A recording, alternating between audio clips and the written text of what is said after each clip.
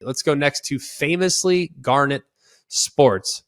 Would like to know Greg's thoughts on what happened to Alabama. Besides Georgia's recent success, what did Saban do wrong when it came to replacing staff? The jury's still out right now. I don't think they did anything wrong as far as replacing staff.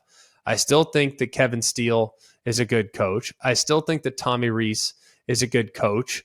And we'll just evaluate what adjustments they make. Look, first week of the season, fine performance, adequate. Second week of the season, not so great. Plenty of missed opportunities. Didn't do a great job running the football. Didn't do a great job of protecting. Didn't do a great job of making sure that the offensive line were put in a position to succeed. Didn't do a great job on first and second down. But then again, it's kind of more on the players with some of their lack of execution. So I think both coordinators are still good coaches, but I still think at the same time, let's not necessarily jump to a conclusion right now about where Bama's at.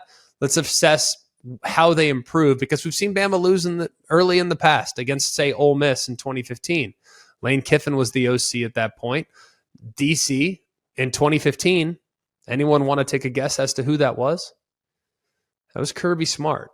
And Kirby Smart was the DC and gave up 1 million points to Ole Miss there in the third week of the season. Now, what does everybody think about Lane Kiffin as an offensive mind? And what does everybody think about Kirby Smart as a defensive mind? Both are terrific, right? I don't feel like I need to explain that to anybody. Those guys are awesome. But what makes them awesome is that even though maybe there were some deficiencies revealed, they then tweaked and adjusted, and their team got a whole heck of a lot better throughout the course of 2015, to which they ultimately won the national championship there in Phoenix against Clemson.